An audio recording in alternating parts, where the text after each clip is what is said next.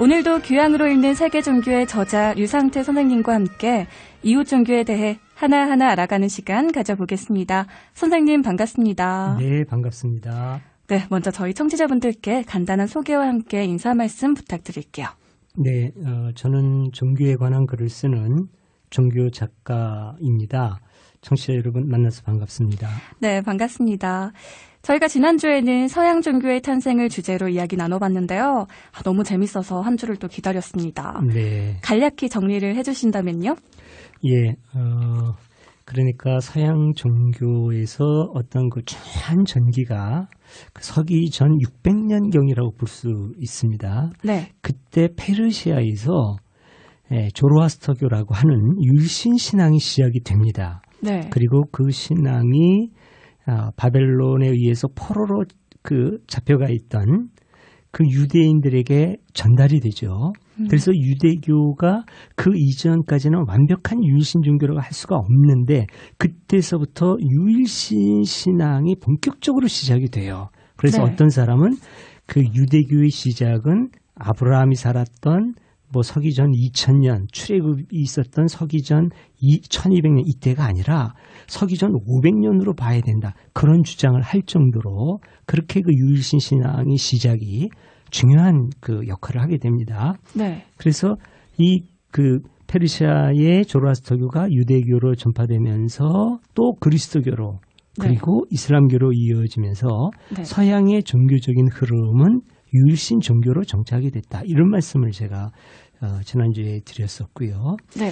예, 그러면서 이 유일신 종교 삼형제가 형제이기 때문에 서로 우애 좋게 지내면 좋겠는데 현실은 그렇지 못하다. 이게 참 안타깝다. 자, 그런데 서로를 완전히 이해하고 긍정하기는 어렵다고 하더라도 동의를 못해서 그렇지 이해할 수는 있다. 네. 그래서 서로가 서로를 동의하지는 못해도 이해하기 위한 노력과 대화는 세 종교의 종교인들이 꼭 가져야 된다. 이런 말씀을 드렸습니다.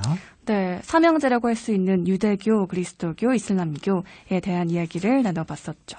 네. 오늘은 동양 종교의 탄생을 주제로 이야기 나눠보려고 합니다. 서양 종교에 비해서 동양 종교의 특징은 어떤 것들이 있을까요? 네. 서양 종교의 특징, 지금까지 쭉 말씀을 드린 대로 신을 인격화해서 믿는 경향이 동양 종교보다 훨씬 강하다라는 말씀을 쭉 드렸고요. 자, 그리고 동양 종교도 신을 인격화하기도 하는데 서양 종교처럼 구체적이지 않다라는 말씀을 지난주에 드렸는데 기억하실지 모르겠습니다. 네. 예, 동양 종교는 서양 종교에 비해서는 훨씬 더 자연 자체에 대한 어떤 경외심을 오래도록 간직하고 있었어요. 자, 그래서 서양 종교가 어떤 궁극자, 어떤 모든 것을 있게 하고 움직이게 하는 그 제일 원인이라고 또 말하는데요. 이 철학에서는 네. 그 제일 원인을 세상을 창조한 인격적 유일신으로 그렇게 보고 있는데 반해서 제가 여기서 자꾸 이제 인격적이라는 말을 쓰는 거는 그 신이 사람처럼 생각도 하고 어떤 그 의지도 갖고 있고 또 사람들의 생활에 이렇게 자꾸 관여하고 그런다는 의미입니다. 네. 서양은 신을 세상을 창조한 인격자로 보는 반면에 동양 종교에서는 어떤 그 궁극자 또는 궁극의 질서를 어떤 그 비인격적인 또는 초인격적인 그 초월자로 또는 어떤 궁극의 질서로 보려고 많이 노력을 하고 있습니다. 예를 들면 유교에서 말하는 삼라만상의 근원이 뭐냐? 네. 그럴 때 보통 이나 기를 말해요. 이나 기. 이는 어떤 그 존재적으로 그 근원, 시작을 말한다고 하면은 기라고 하는 것은 그 존재의 근원인 이가 끊임없이 발현을 해서 어떤 그 에너지로서 현상 세계에 활력을 주는 그런 어떤 에너지를 이제 말한다고 볼 수 있습니다. 인격을 초월하는 네네. 존재. 인격을 초월하는 존재나 어떤 질서, 에너지 이렇게 보는 거죠. 네. 자, 유교에서 그렇게 보고 또 도교에서는 삼라만상의 근원을 도로 보지 않습니까? 네. 도가 뭐냐라고 물으면 참 설명하기 어려워요. 심오한가요? 네, 도덕경에서는 아예 설명하지 말라 그래요. 말로 네. 설명하려고 하는 순간 그건 이미 도가 아니다. 그렇게까지 말하고 있죠. 자, 어쨌든 만물의 궁극이고 제일 원인이고 그리고 모든 것을 있게 하고 유지시켜주는 어떤 그 길이다. 이렇게 볼 수 있지요. 자, 그리고 불교에서는 그런 모든 것의 어떤 근본 질서가 뭐냐. 그럼 법을 말해요. 그리고 어떤 그 존재의 궁극은 뭐냐. 조금 이제 표현이 어려울 수 있겠습니다만 그건 공이다. 그렇게 말해요. 비일공인가요? 네. 네. 그러나 완전히 비어서 아무것도 없는 거라기보다는 네. 아주 참 묘한 건데 아주 역설의 진리라고 말할 수 있는데 요즘은 그런 말을 씁니다. 텅 빈 충만. 공간적으로는 비어 있어요. 네. 그러나 허무가 아니에요. 그렇네요. 네. 예, 빔으로 말미암아 비로소 채워지는 어떤 충만. 예, 이건 어떤 그 물리적으로 설명할 수 있는 그 이상인 것이죠. 네. 그래서 불교에서는 이런 어떤 법이나 공을 말합니다. 그래서 서양 종교에서 중요한 것은 신에 대한 헌신과 신뢰예요. 네. 신에게 헌신하고 신뢰하는 게 무엇보다도 중요한 데 비해서 동양 종교에서는 어떤 그 대상에 대한 그 신뢰보다는 깨달음이 중요한 것이죠. 스스로의 깨달음. 예, 내적인 네. 깨달음. 그러나 이 깨달음이라고 하는 것은 단순히 자아에 대한 깨달음만이 아니라 자아와 우주의 근원과 나의 근원이 하나로 연결되는 그런 깨달음. 예, 그런 깨달음을 말하는 거죠. 네. 그래서 서양 사람들이 요즘에 이런 점에서 동양 종교에 특히 많이 끌린다고. 불교에 네. 많이 매력을 느끼고 있는 것이죠. 그렇군요. 오늘날 대부분의 동양 종교들이 인도에서 발생했다고 들었습니다. 어떤 네. 종교들이 있나요? 예, 인도에서 발생한 종교가 많죠. 무슨 대표적으로 힌두교가 인도의 종교고 불교도 인도에서 나왔고, 네. 예, 자이나교도 인도에서 나왔고, 또 시크교도 힌두교를 기반으로 해서 이제 이슬람교와 그 힌두교의 어떤 그 장점을 결합해서 탄생하게 된 그런 종교인 것이죠. 네. 그런데 인도에서 정말 많이 나온 것 같아요. 특히 성자들도 많이 나온 이유는 무엇일까요? 네. 보통 종교 학자들은 인도라고 하는 나라를 참 특이하게 바라봅니다. 네. 그리고 이제 힌두교에 아주 많은 관심들을 갖고 있는데 보통은 인도의 특이성을 두 가지로 설명을 합니다. 우선 인도 사람들 자체가 아주 상상력이 풍부하고 사색을 좋아하는 민족이라는 거예요. 네. 예. 인도 사람들, 그 민족적 조상은 아리안족이거든요. 아리안족. 원주민이 아니라 이주해온 사람들인데 지금 인도 사람들의 대부분은 원주민이 아니라 소수의 원주민인 다사족이 있긴 있는데 그들은 아주 소수가 있고 이주해온 민족인데 그 사람들의 뿌리는 아리안족이에요. 유럽 동남쪽에서부터 쭉 페르시아를 거쳐서 인도까지 왔는데 그 사람들이 페르시아에 가서는 조로아스터교를 낳았고 인도에 가서는 힌두교를 낳았어요. 그만큼 그 위대한 세계 종교들을 그렇게 낳을 만큼 이 사람들은 상상력이 풍부한 족속이라는 거죠. 아리안족이. 그렇군요. 네. 예. 그리고 또 하나의 중요한 요인은 인도의 기후에서 학자들이 많이 찾습니다. 인도는 우리가 잘 알겠습니다만 더운 지역이 아닙니까? 네. 노동하기 힘든 조건이죠. 네. 그러나 더운 지역은 상대적으로 먹을 것은 좀 풍요롭습니다. 맞습니다. 그렇죠. 그래서 사람들이 먹을 것은 이렇게 많이 있으니까 나무에서 과일을 따먹기도 하고 그러면서 생각을 많이 하게 되는 거죠. 그늘에 쉬면서 생각을 많이 하게 되고. 그래서 이런 풍부한 상상력과 기후에 따른 이런 조건으로 사색을 많이 하면서 네. 위대한 성자들이 많이 나오고 또한 위대한 종교들이 인도에서 나오게 된 것이 아닌가 그렇게 추측을 하고 있습니다. 네, 이렇게 인도에서 훌륭한 성자들이 많이 나왔지만 오늘날 인도를 대표하는 종교라고 하면 힌두교라고 들었는데요. 그 이유는 무엇인가요? 예, 그렇죠. 네. 인도에서 나온 종교, 힌두교, 불교, 자이나교, 또 시크교도 그 인도에서 시작됐지만 네. 그러나 인도를 대표하는 종교는 뭐니 해도 분명히 힌두교입니다. 네. 자, 그런데 힌두라는 말하고 인도라는 말하고 어떻습니까? 굉장히 비슷하네요. 굉장히 비슷하죠. 네. 예, 이게 같은 어원에서 나온 말입니다. 그러니까 네. 힌두하고 인도라는 말은 다른 말이 아니에요. 예, 힌두는 산스크리트어고 그 고대 인도 언어 산스크리트어고 인도는 오늘날 우리들이 그 흔히 쓰는 뭐 영어에서 인디아라고 말하지 않습니까? 네. 거기에서 나온 말이기 때문에 이건 같은 말입니다. 같은 말인 거네요. 예, 그러니까 힌두교라는 말은 인도인의 종교라는 말이에요. 인도교. 네. 네, 인도교, 인도인의 종교라는 말입니다.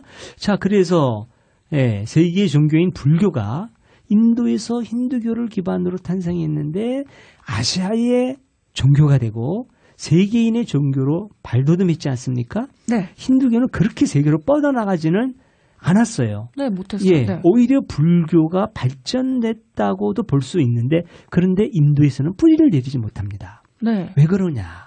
그만큼 인도에서 힌두교의 영향력은 절대적이라는 거죠. 그러니까 힌두교의 사상과 삶은 곧 인도인들의 사상과 삶인 거예요. 그대로 일치합니다. 분리할 수가 없어요. 인도인들의 사상과 삶이 힌두교의 사상과 삶, 힌두교의 사상이 인도인들의 생활 전체를 지배하는 그들의 사상, 그렇게 봐도 무방하다고 볼 수 있겠습니다. 예부터 그냥 쭉 이어진 그 그렇습니다. 나라의 종교인 건.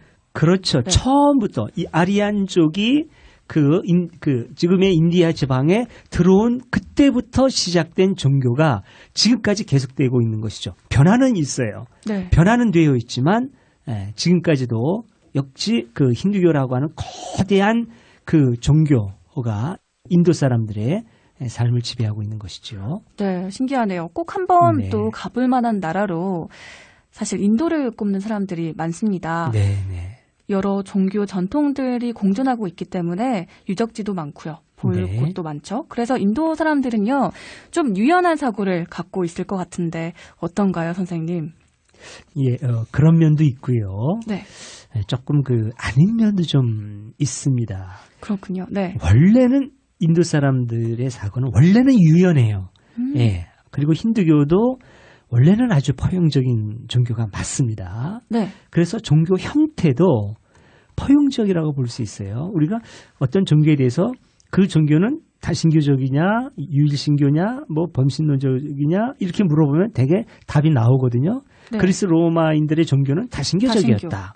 그다음에 유대인들의 종교는 유일신교다. 이렇게 네. 말할 수 있단 말입니다. 근데 힌두교 하면 많은 사람들이 범신교다. 이렇게 딱 얘기를 해요. 아, 네, 그런데 범신론적인 특징을 굉장히 폭넓게 갖고 있어요. 그게 틀리지 않아요. 그러나 그렇게 단정 지을 수 없는 종교가 힌두교입니다. 힌두교에서도 상당히 다신교적인 그 요소들이 발견이 돼요. 그리고 예를 들자면 창조의 신 브라흐마가 있죠. 네. 예, 그다음에 파괴의 신 쉬바가 있어요. 아, 그러네. 다양한 그렇죠. 신들이 있네요. 그다음에 뭐 인드라도 있고 또 무슨 신, 물의 신, 무슨 신, 그래서 그 고대 메소포타미아라든지 그리스 로마가 갖고 있었던 그런 다신교적인 신들이 굉장히 많아요. 네. 예, 엄청나게 많습니다. 이건 왜 그렇게 다신교적인 특징이 강하느냐면은 아리안족이라고 하는 그 흐름, 페르시아하고도 맞닿아 있지 않습니까? 아, 네. 예, 그러니까 힌두교는 고정된 종교, 고정된 지역에서 시작된 종교가 아니라 이미 인류 문명을 다 거슬러 오면서 그들의 문화를 쭉 가지고 내려와서 인도에 정착한 종교거든요. 네. 그래서 다신교적인 특징, 그다음에 어떤 그리스 로마에서 갖고 있는 철학적인 특징까지도 그대로 갖고 있는 굉장히 그 광범위한 인간의 모든 사상과 철학과 종교를 다 담고 있는 그런 종교라고 볼 수가 있습니다. 네. 그래서 아주 힌두교는 포용적이고 그래서 옛날에도 불교나 자이나교하고도 공존했고 오늘날에도 이슬람교, 그리스도와도 공존을 하고 있지요. 자, 그런데 그렇게 좋은 점만 있느냐면 그렇지 않은 면을 우리가 알고 있습니다. 지난 세기에 이슬람교가 들어오면서 이슬람교와 갈등을 빚기도 했고 맞아요. 네. 예, 결국은 그 문제로 해서 인도가 세조각으로 갈라졌지 않습니까? 그래서 이제 그 서쪽에는 파키스탄, 동쪽에는 방글라데시 이렇게 그 분열을 한 거죠. 원래는 한 나라였는데 종교 분쟁으로 인해서 네네네네. 네. 좀 이건 좀 생각해 볼 필요가 있습니다. 원래 포용적이었던 힌두교가 왜 그랬느냐? 그러니까 유일신 종교하고 만나면서 이런 일이 있다는 것을 오늘날 우리 한국에서 좀 생각을 해야 돼요.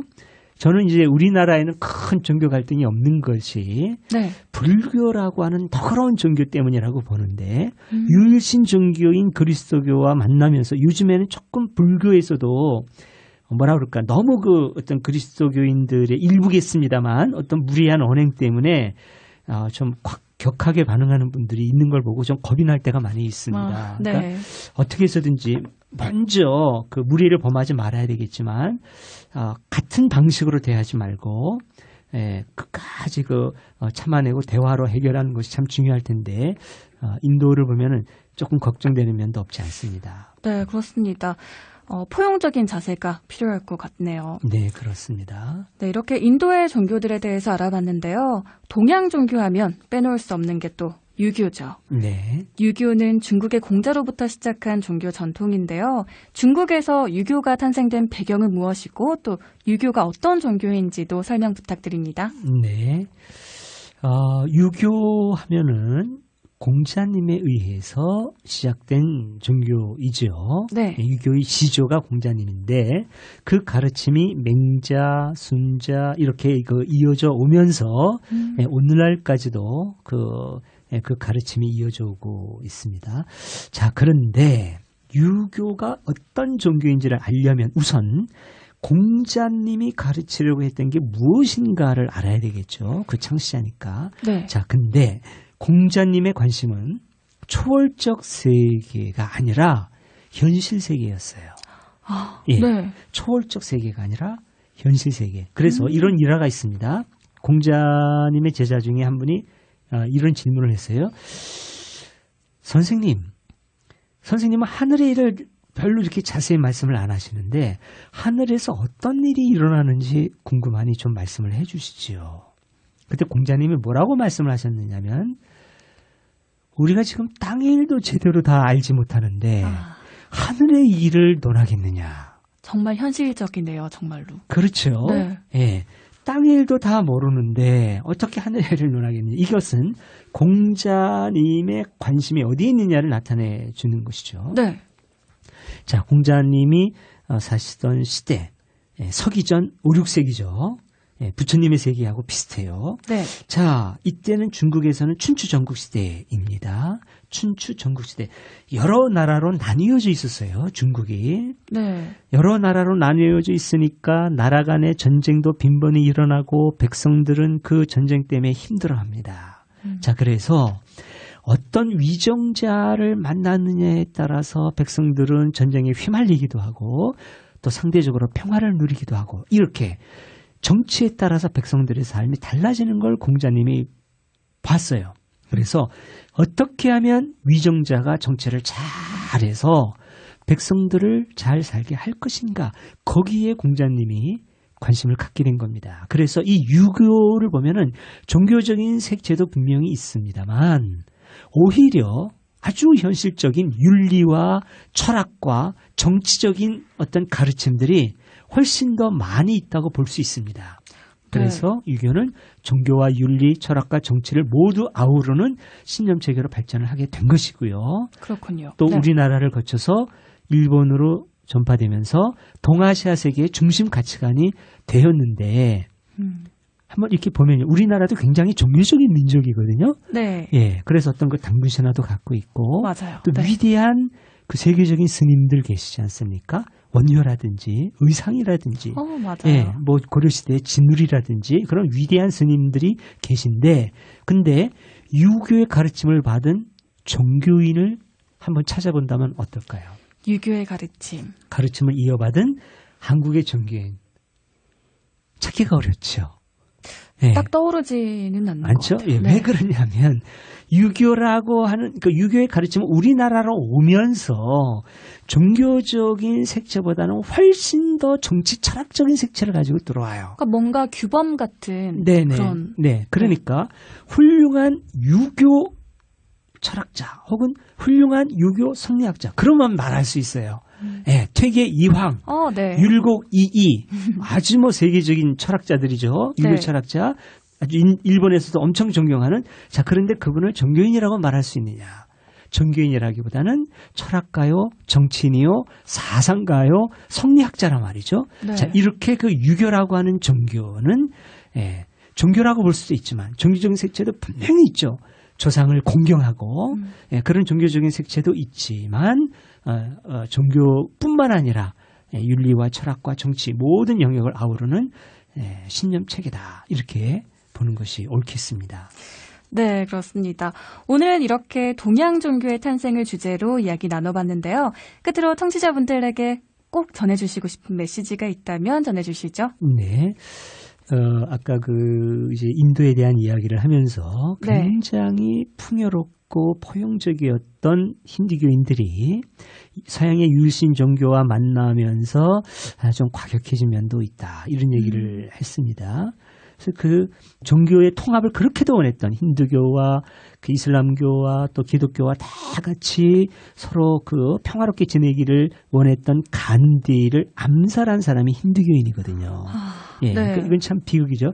자, 그런 면이 있을 수 있단 말이죠. 종교와 종교가 만나면서 네. 과격해지고 서로 다툼이 일어나면 굉장히 그 무서운 결과를 드러낼 수도 있습니다. 네. 그래서 종교라는 것이 우리의 삶을 풍요롭게 하기도 하지만 때로는 피폐하게 만들기도 합니다. 네. 그래서 이제 제가 이제 이 방송을 듣는 청취자 여러분에게 부탁드리고 싶은 것은 아무래도 이 방송을 듣는 분들은 종교인들이 많을 것 같은데요. 열심히 믿는 거 좋습니다. 그런데 열심히 믿는 것보다 더 중요한 게 뭐냐면 바로 알고 바로 믿는 거예요. 네. 예. 그래서 이제 어떤 종교에서는 그런 말 하거든요. 의심하지 말고 믿어라. 의심 없는 믿음이 좋은 거다. 그러는데 저는 거기에 대해서는 반만 긍정하고 싶습니다. 의심하지 않고 믿는 것이 좋을 수도 있지만 안 좋을 수도 있어요. 이 의심이라고 하는 거, 의심은 나쁜 거다라고 단정 지을 게 아니라 네. 의심은 부정적인 측면도 있지만 긍정적인 측면도 있어요.